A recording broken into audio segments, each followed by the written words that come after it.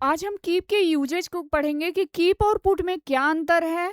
Keep और put में क्या अंतर होता है। कीप के बाद अगर आईएनजी फॉर्म आता है, कीप के बाद आईएनजी फॉर्म आता है तो कैसे उसका अर्थ बदल जाता है। और कीप के बाद नाउन आता है, कीप के बाद आन का यूज करते हैं। So hello everyone, welcome back to my channel. और आज हम आपको सिंपल सा टॉपिक पढ़ाने जा रहे हैं, कीप का यूज कैसे करते हैं। कीप और पुट में क्या अंतर होता है, क्या दोनों में कुछ अंतर है? दोनों में कुछ अंतर नहीं होता है। कीप और पुट में अंतर यही होता है कि कीप जो कहता है कि इसमें जो है काम जो है बहुत परमानेंटली जो है यहाँ पे किया गया है। काम जो है परमानेंटली, जैसे आप कोई चीज़ रखे हैं तो वहीं पे उसकी जगह ही है, उसको रखा गया है।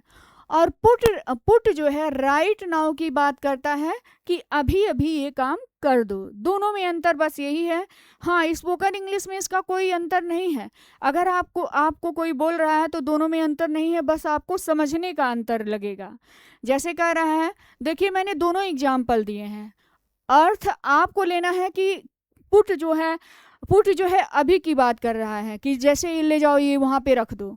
तो पुट जो है अभी की बात कर रहा है। और कीप जो है कह रहा है कि हाँ, कोई सामान है बहुत समय से यहाँ पे रखा हुआ है और वही जगह है जहाँ पे रखा जाता है, वहीं पे ले जाके रख दो।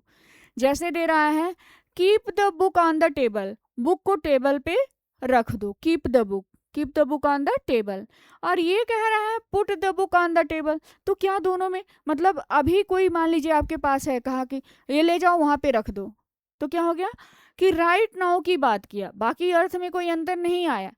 Keep the cloth in the अलमीरा, क्लास को अलमीरा में रख दो, यानी कि उसकी वो जगह है वहाँ पे रख दो।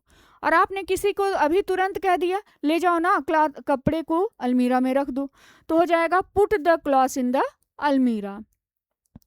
जैसे keep the milk in the fridge, milk को फ्रिज में रख दो, तो इसमें क्या हो गया, put the milk in the fridge. तो कोई अंतर नहीं हुआ, बस ये हो जा रहा है कि ले जाओ अभी रख दो, यहाँ पे है वहाँ पे ले जाके रख दो। जैसे कीप योर शू आउटसाइड, अपने शू को आउटसाइड में रख दो। और जैसे पुट द शू आउटसाइड, बस सेंस में अंतर आ गया, बाकी अर्थ में आपका कोई अंतर नहीं आया।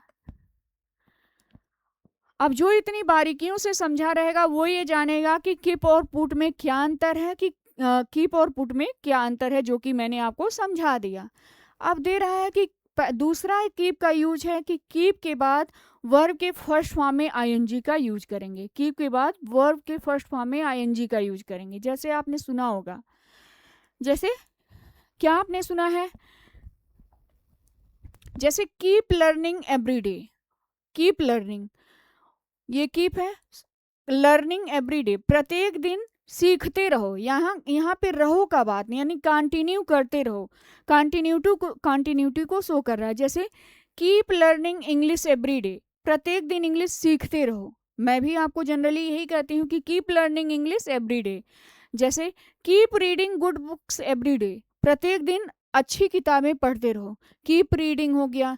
कीप लर्निंग डांस प्रैक्टिस करते रहो, कीप लर्निंग।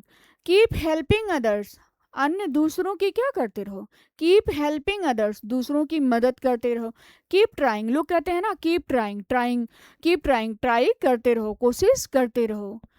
जैसे कीप बिलीविंग, बिलीव करते रहो, यानी कि खुद में बिलीव करते रहो, एक दिन ऐसा हो जाएगा कि तुम काम कर लोगे।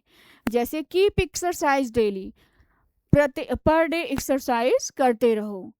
Keep saving money for Versant days, यानी कि वर्सेंट डेज के लिए पैसे क्या करते रहो, बचाते रहो। और अगर हम कुछ नहीं किए, कीप के बाद अगर हम ऑन का यूज कर दिए, कुछ नहीं, तो क्या अर्थ में कोई चेंज हुआ? कोई बदलाव नहीं हुआ।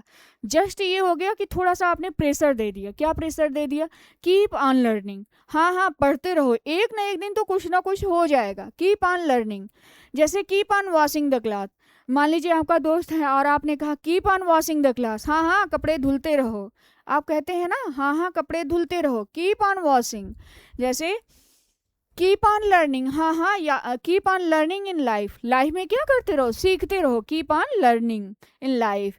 Keep on saving money for future, future के लिए पैसे क्या करो, हाँ खूब बचत कर रहे हो, बचाते रहो। तो इस तरह से आपने सेंटेंसेस सुने होंगे और आप इसे यूज कर सकते हैं। और ये डे टू डे लाइफ के जितनी भी सेंटेंसेस मैंने ऐड किए हैं वो डे टू डे लाइफ की ही सेंटेंसेस हैं और आप उसे यूज कर सकते हैं। अब दूसरा जो है कीप का जो यूज होता है, कीप के बाद एडजेक्टिव का यूज होता है। कैसे? जैसे दे रहा है keep calm at the time of eating food. लोग कहते हैं ना कि कीप काम, शांत रहो, शांत दिमाग से काम करो। तो क्या होता है? कीप काम, शांत रहो। कब शांत रहो? At the time of eating food, food करने के समय क्या रहो? Keep calm at the time of eating food, भोजन करते वक्त क्या रहो? शांत रहो। Keep the door lock, door को क्या करो? लॉक किए रहो। कब? इन द नाइट में। Keep the door lock. जैसे है keep your phone silent, silent आपका एडजेक्टिव हो गया। कीप योर फोन साइलेंट, लोग कहते हैं ना keep your phone silent, phone को साइलेंट रखो। कब? इन द मीटिंग में, इन द क्लास में। Keep your phone silent in the meeting. क्या ये डे टू डे यूजेज के सेंटेंसेस नहीं है? आप इसे यूज कर सकते हैं। कीप योर रूम क्लीन, अपने रूम को क्लीन रखो। Keep your room clean. Keep the fresh fruit, keep the fresh food in your kitchen, अपने किचन में फ्रेश फूड रखो, फ्रेश फ्रूट रखो।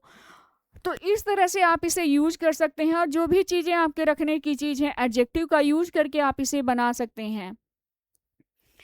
कीप योर सेल्फ हेल्दी, अपने आप को क्या करो? कीप योर सेल्फ हेल्दी, अपने आप को हेल्दी रखो। जनरली ये कहा जाता है ना कीप योर सेल्फ हेल्दी, अपने आप को हेल्दी रखो। Keep silent in the class, ये तो आपने सुना ही होगा। Keep silent in the class, class में क्या रहो? शांत रहो। कीप हैप्पी, हैप्पी रहो, प्रसन्न रहो। Keep honest, keep honest towards everyone, अब ये नहीं है कि सबके प्रति रहो। Keep ready in every situation, keep ready, अपने आप को रेडी रखो, हर एक सिचुएशन के लिए क्या रखो? रेडी रखो। Keep ready for every situation, प्रत्येक सिचुएशन के लिए। कीप कूल, हमेशा क्या रहो? कूल रहो। होता है ना, लोग कहते हैं तुम इतना जल्दी तुम्हारा दिमाग खराब हो जाता है। कीप कूल, अपने आप को क्या रखो? कूल रखो। Keep cool for every situation, every situation के लिए कीप कूल।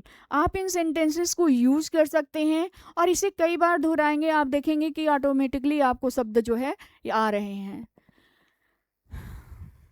जैसे keep busy in your life, अपने लाइफ में क्या रहो? Keep busy in your life. Keep active in your life. Keep fit in your life, अपनी life में keep busy, keep active, keep fit. तो ये सब चीज़ें क्या करो? अपने आप को किए रहो, ऐसा करो। तो ये सारे एडजेक्टिव हैं। कीप एक्टिव हो गया या कीप फिट हो गया, कीप बिजी हो गया, हैप्पी हो गया, ऑनेस्ट हो गया, रेडी हो गया, कूल हो गया।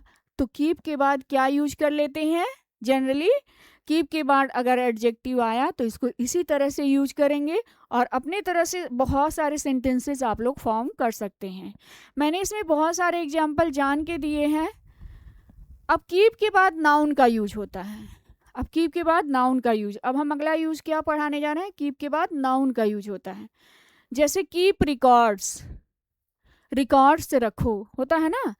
मान लीजिए कि आपको भूलने की आदत हो तो लोग क्या कहते हैं? कीप रिकॉर्ड्स, अपना कुछ रिकॉर्ड रखा करो। Keep records of your old document, keep records of your old document, अपने ओल्ड डॉक्यूमेंट्स की क्या करो? रिकॉर्ड रखो। कीप डिस्टेंस, दूरी बनाए रखो फ्रॉम स्ट्रेंजर्स, किससे? अपने